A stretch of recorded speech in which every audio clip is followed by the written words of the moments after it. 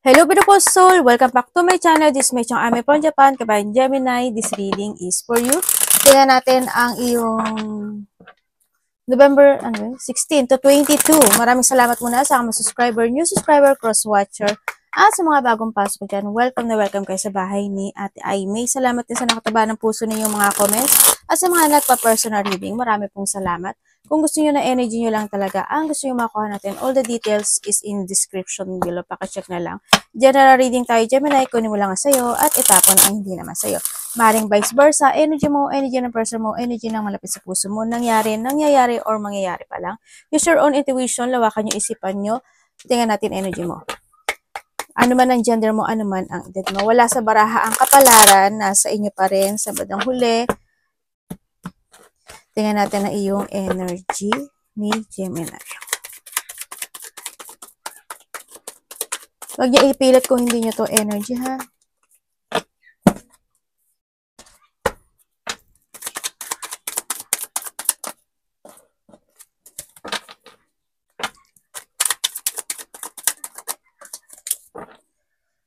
Okay, your energy. Okay, energy mo this week, siguro makakaramdam ka ng pagod. Sa iba ha, hindi lahat. Makakaramdam ka ng mga pagod sa mga bagay-bagay. Mga bagay-bagay pwedeng sa mga ginagawa mo, ganyan, sa trabaho mo, sa business mo, sa pera mo, sa mga hinihintay mo, sa mga pagsasakripisyo mo. Yan. Either or nahandun yung sitwasyon na there's a low energy kasi ako nakikita eh. Pananakit ng mga kalamnan, buto, ganyan, weakness, mapanghihinaan. May mga energy mo rin, may hinihintay ka ata na parang may hinihintay ka na gusto mong maging stable yung situation na yun o gusto mong maging okay yung situation na yun. Yun din ang nakikita ko sa iyo dito. And then also, there's a lack of control situation. Yeah, may mga sitwasyon na magkakaroon ng mga aabuso. Maaring halimbawa sa trabaho mo, aabusuduhin mo yung sarili mo in any situation, pwedeng sa love life, sa trabaho, sa business, sa pera, ganyan. May mga pang-aabuso situation or pwede rin naman na may mga tao na abusuduhin ka, no? Vice versa. Pwedeng sa kasama sa trabaho, karelasyon, or sino man yan. Ngayon, may mga sitwasyon din na may sinasabi dito na parang inumpisahan mo siya, tapos hindi siya matatapos. Parang ganun. Yun ang nakikita ko sa iyo. Energy also, hindi ka mapapakali eh. May mga sitwasyon na pabago-bago yung iba sa inyo magiging pabago-bago yung isip mo. Yan, a-actionin ko ba o hindi? Gagawin ko ba o hindi? Basta magkakaroon ng mga pabago-bagong isip. Ganyan. Iba sa inyo ma-over competitive ka sa isang sitwasyon sa buhay mo. Yun. Iba hindi mapapakali. Lack of control, lack of discipline in any situation, may mga gagawin ka o may mga ginagawa o may sitwasyon na there's no purpose, kumbaga. Kaya, pag-isipan mo maigi kung tama ba yung ginagawa mo, yung action mo, yung decision mo, yung mga ano. Ganun. Tingnan natin ha. Anong parating sa kanya? Anong parating kay Gemini this week?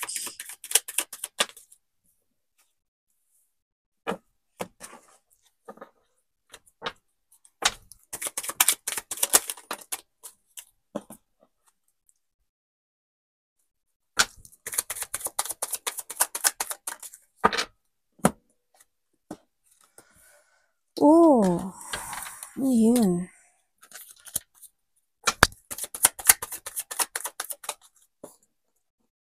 Parating sa kanya. Okay. Devil, oh. Okay, parating sa'yo. Parating sa'yo, magkakaroon ka.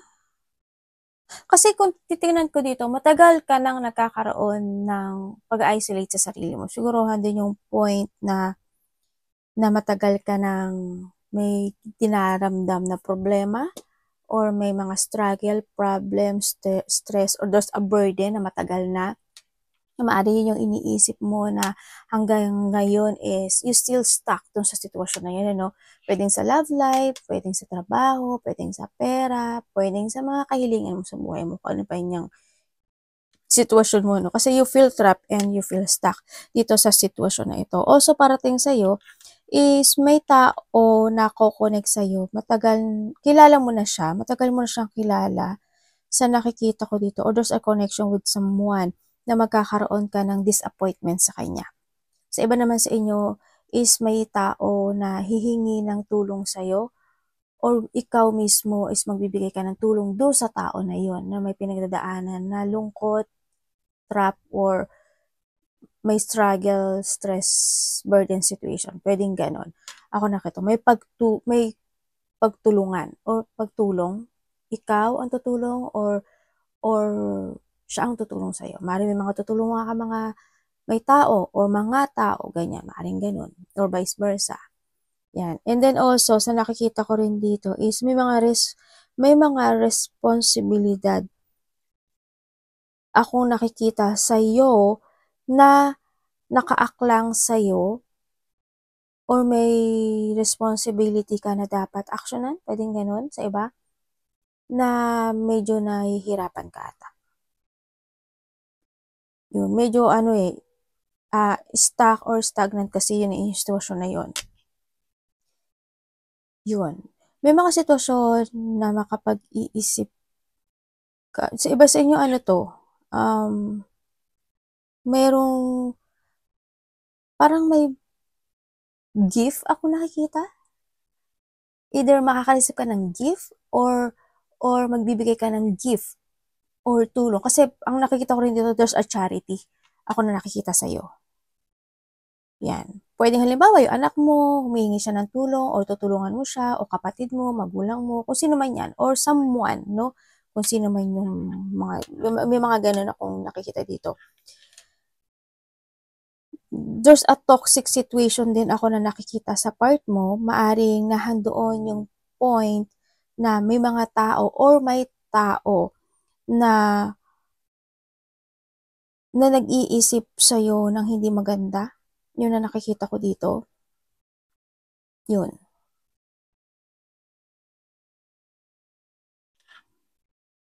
Sa iba naman sa inyo, kukuhanin ko pa yung nito. Hindi ko alam kung ikaw may tao dito. Kilala mo na siya. Nag-a-isolate siya sa sarili niya. Gusto kanya kausapin. They feel burden. Gusto niya ng forgiveness, or nahandin yung sitwasyon na itong tao na to talaga is nai-stuck siya kasi gusto niya ng development sa iyo. Sa iba naman sa iyo, gusto mo ng development sa ibang aspeto ng buhay mo, na gusto mo mag-improve yun, gusto mo mag-success yun, gusto mong matapos yun. Nandun ka sa point na yun. Hindi kasi kayo pare-pareho na pwedeng mangyari sa buhay. Parang nasa toxic place ka, no? Parang there's a toxicity ako nakikita sa'yo. Tingnan natin dapat mong iwasan. Anong dapat niya iwasan ni Gemini?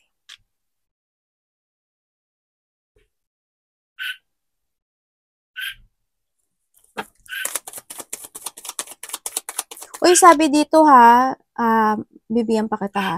Sabi dito, meron ka daw bad routine na matagal mo na yung ginagawa na hindi siya makakatulong sa'yo. Sabi dito, halimbawa, palainom ka ng, kumbaga bad routine o bad habit, halimbawa, palainom ka ng alak, o kaya is you always thinking about negativity, o kaya naman naninigarilyo ka, ganyan, o kaya naman nandun ka sa point na overspending ka ng money, overspending ka ng hindi ka nakaka-imbalance yan. Medyo ingatan mo daw, sabi dito. No, kasi may mga sitwasyon din na need to improve pagdating sa iyo. Kung ano man yang nakakasama sa iyo, no? Ano dapat niyang iwasan? Wala, patay tayo dyan.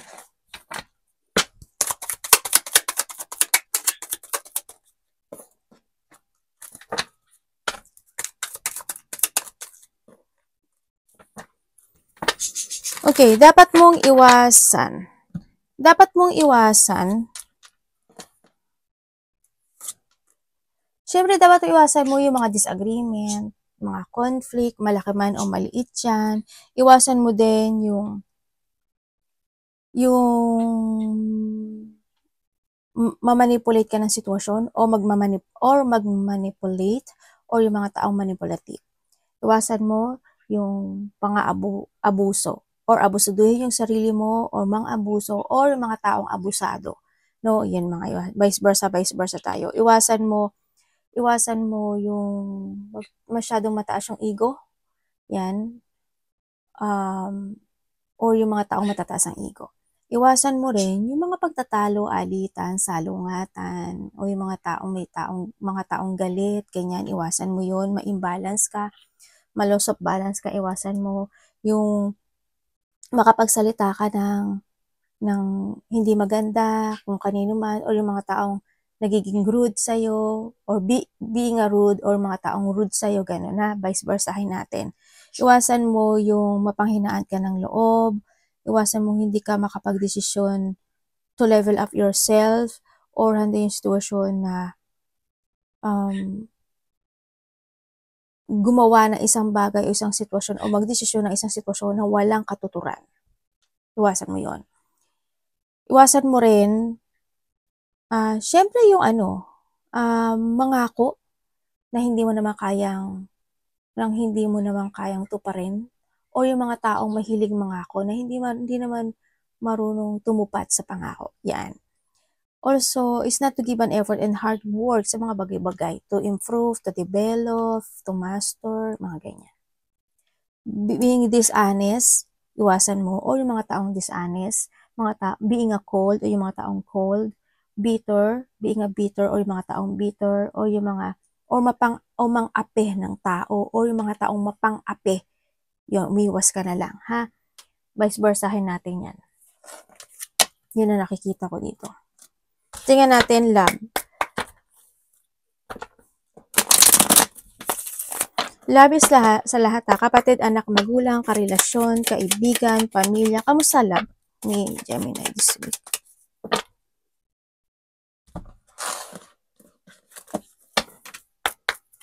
Love po. Diba? Hindi ganda.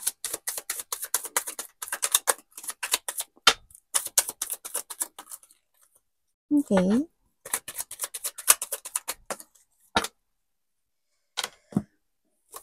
Okay, when it comes sa love, sa iba dito nagkahiwalay na kayo nito. Sa mga nagkahiwalay, kung titignan ko kung titingnan ko siya dito, kasi, nagkaroon ng hiwalayan kasi meron siyang, nagkaroon ng disappointment. Vice versa, no, pointed na yung wala pangalan mo dito. Pwede nagka-disappointment siya sa'yo, or ikaw nagka-disappointment sa basta in this relationship, nagkaroon ng disappointment. Merong wala sa'yo na hinanap niya. Parang maaari nagkaroon ng mga promises na hindi naging totoo o hindi natupad, kaya nagkaroon ng ganun, o kaya nagkaroon ng paghigpit, o kaya maaari din natin yung point na kasi hindi siya stable sa nakita ko, may mga struggle when it comes in this relationship. Yun ang nakita ko dito. Kasi iba dito, family related to. So, dito si family. Maaaring sa family nyo, ganun din, nagkaroon ng mga struggle situation sa family, no? May mga unfinished business, kumbaga. So, ganun din sa mga nagkahiwalay, no? Ang sinasabi dito, may unfinished business. Pwedeng siya is may unfinished business with someone, or ikaw is may unfinished business with someone. Nagkaroon ng struggle sa relationship. Kung titingnan ko nga dito, inisip pa no? Naging on and off action yung situation na to.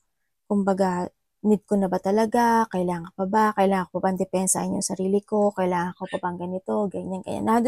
Dumating siya sa point, o dumating itong taon na to sa point na yun, pero hanggang sa dumating na sobra siyang na-prostrate in this relationship, kaya mas pinili, actually matagal, naging matagal ata kayo to, or naging matagal pa yung pagdidesisyon niya. No? parang pinag-aralan niya pa o pinag-isipang mabuti kung kinakailangan na niya mag-start ng new beginning in life sa nakikita ko dito. Pero dumating yung separation. Pero ang nakikita ko dito, kahit na nagkaroon kayo ng separation, kasi wala naman siyang ginagawa, they still thinking of you. Andun yung sitwasyon na maaring ini-spy ka niya o pinagtatanong-tanong ka niya sa mga kilala niya, sa mga same connection nyo, na friend man yan or family man yan or sino man niya, katrabaho. Yun na nakikita ko. Thinking pa rin naman siya ng union. Pero ang nakikita ko kasi dito, naguguluhan siya sa sitwasyon. May mga bagay siyang iniisip sa nakikita ko dito. Naguguluhan siya. Actually, back and forth itong tao na to, no? Nagja-jungling siya sa sitwasyon niya dito. Sa nakikita ko dito. Hindi niya alam kung anong decision making ang gagawin niya dito. Sa nakikita ko dito. Kasi na siya sa two-path situation. Ako nakikita. Yun. Wala kasi siyang action. Thinking lang siya. Thinking, spying, ganun. Sa nakita ko dito. At sa mga magkakarelasyon naman, kung titingnan ko dito, maaari nagkaroon. Sa mga nagkahiwalay din kasi nagkaroon ng conflict, ano. Sa mga may conflict kasi ako nakikita. Sana hindi nga kayo magkakaroon ng conflict, no. May conflict ako nakikita dito. May mga struggle ako nakikita. Maaring yung isa sa inyo is magsasalita siya na busy ako, ganito, ganyan. Busy-busyhan. Busy-busyhan yung isa magmuni-muni, yung isa ay magti-thinking na siya, ganun sa nakikita ko dito. May pag-aaway o hindi stable yung relationship. May mga unexpected happen or unexpected change when it comes in this relationship sa nakita ko. Sana hindi kayo dumating sa point na maghiwalay kayo, no?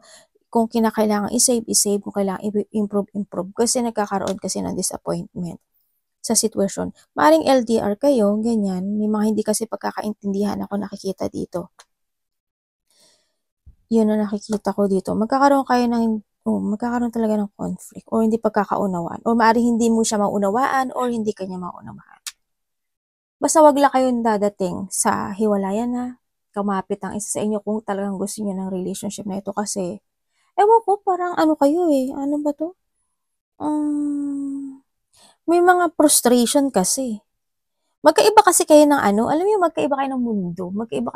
Siguro magkaiba kayo ng attitude. Lahat naman ng tao magkaiba ng attitude. Hindi kayo nagsi-same page minsan kasi dito sa sitwasyon.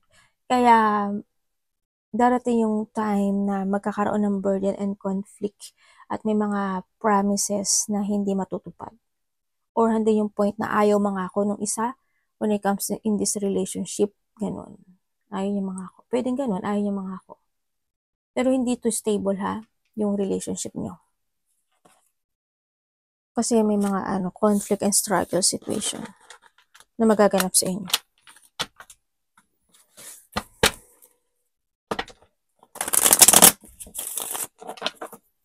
Gemini.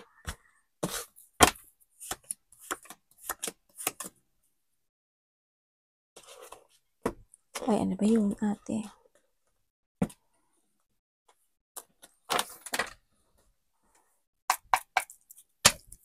May union, Nakita ko sa yung union. Pwedeng close relationship, getting together ng family, unity, reunion, ganyan. Having fun, happiness, enjoyment, ganyan. May mga celebration, kumbaga. Baluga, ano yan? Okay, sa sitwasyon mo is, anjongit. Okay, mayroong tao, maaring kapamilya mo, or maaring karelasyon mo, itong tao na to, kasi andito rin si friend or pwedeng kaibigan, na magkakaroon kayo na hindi pagkakaunawaan.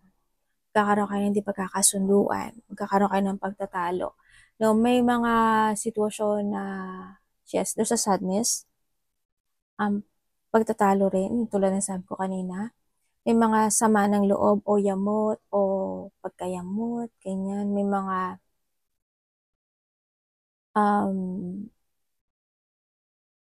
may tao kasi parang ang nakikita ko sa inyo, masaya, hindi masaya, masaya, hindi masaya. Ano ba yan? Ba't ganyan na energy mo? Yun na nakita ko. Sa iba dito, there's a breakup.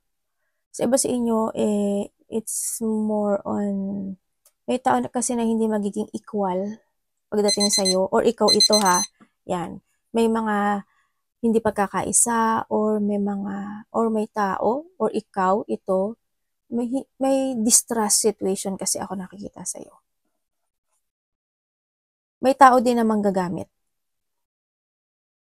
sa sitwasyon mo. Pwedeng may makikilala na kang gagamitin ka, or ikaw is manggagamit, or meron kang karelasyon na basta may panggagamit. Devil, oh.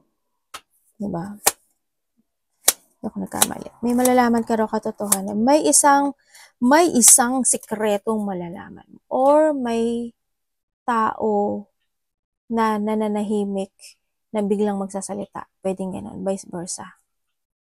Kumbaga, at peace siya, tapos bigla siya magsasalita. Or may sikreto kang malalaman. Pwedeng ganun sa iba. Or may malalaman. Kasi hindi kayo pwede pare-pareho eh. Yun. So, iba naman sa inyo is magkakaroon na, yan, may mga small gathering. May mga happy gathering with the 3 days, 3 weeks, 3 months, nangyari na or mangyayari pa lang, may mga point na ganun. May mga collaboration, creativity, joy situation. Ako nakikita, may mga lakad, travel, malayo man o malapit. Makakalis ka ng text message sa isang tao na Aries, Leo, Sagittarius. Yun na nakikita ko sa iyo dito. May mga happiness situation. Merong sitwasyon na magtatapos sa buhay mo. Doon sa end of a cycle situation, yung iba naman sa inyo is magkakaroon na pagbabago or may paglipat. Hindi ko alam in what way yung paglipat. Tulay ko ata nakikita sa iyo yung paglipat. Yeah, may paglipat. Any situation. May ililipat ka ba? Lilipat ka ba? O lipat o umaga, panggabi, basta may paglipat. Yun na nakikita ko.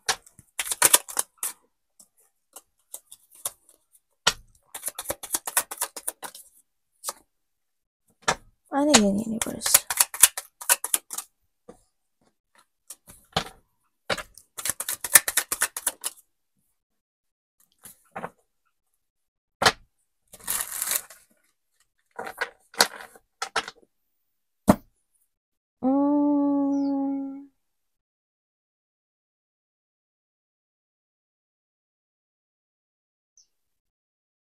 Merong talagang lumalabas palagi ba nasa away?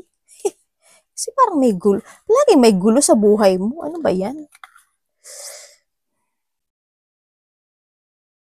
Imbalance ka kasi, no? May sitwasyon na ikakabigla mo.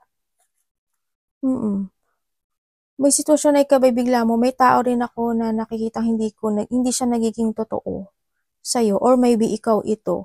O kaya nandun yung point na may mga sitwasyon na hindi nasasabi.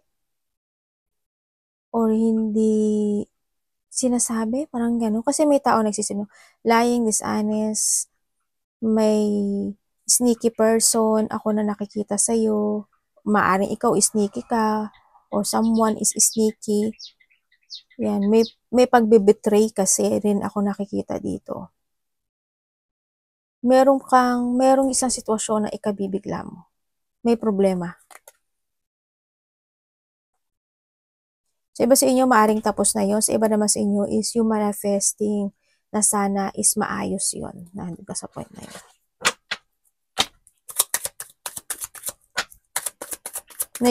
May ikakashock ka sa iba. Kanya, ikakabigla, ikakashock. Okay. Nag-aaral ka ba?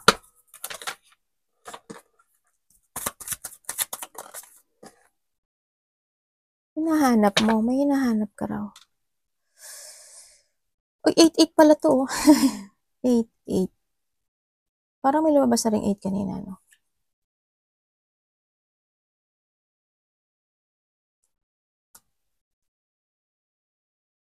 Merong mga tensyon na hindi pa natatapos. Yun ang nakikita ko dito. Kung ano man yun, tapusin na. Pero dito, hindi pa tapos to. May mga tensyon na hindi pa natatapos, nahandun din yung bullying, sa nakikita ko sa'yo dito. Makaka-receive ka ng communication, information, or something talking, pwedeng ganun. na ikakalungkot mo. Yan, may makaramdam ka daw ng lungkot, there's a bullying, tension na hindi pa natatapos, sa nakikita ko dito, magkakaroon ng, tulad ng sabi ko kanina, it's more on disappointment, may hahanapin ka raw, or may paghahanap, o may mga pag-aaral, o may mga pagsisiyasat, parang ganun, pagre-research something ako na nakikita sa part mo.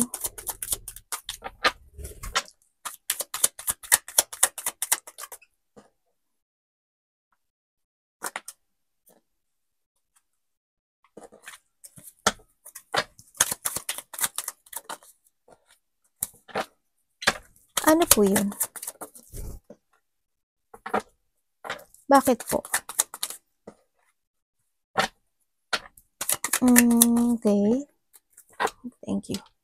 Okay, sabi dito, you need to be aware pagdating sa stability mo. Pagdating sa pera mo, or if you have a business, ganun din.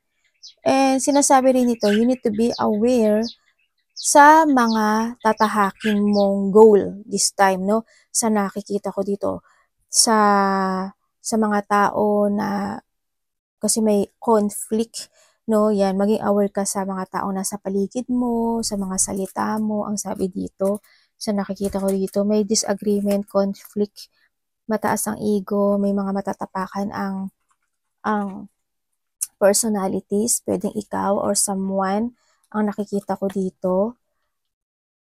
May taong magiging very cold or may taong cold, pwedeng ikaw is magiging cold ka sa kanya or someone is magiging cold sa'yo. May gulo, may mga lack of control or may mga lack of cooperation ako na nakikita sa'yo. Ingat-ingat lang din sa nakita ko dito, baka may mga hindi magandang mangyari sa'yo. Yun.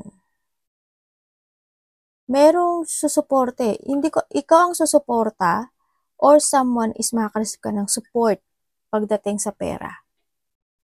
Vice versa tayo Yun. You will become a center of attention. Ibig sabihin, mapag-uusapan ka rin. Pag-uusapan ka. Pero tandaan mo, may tao or mga tao ako nakikita na hindi ka gusto. Kasi may galit din ako nakikita sa'yo. Dito.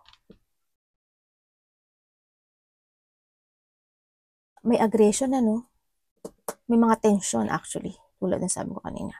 Arigato namaste, God please.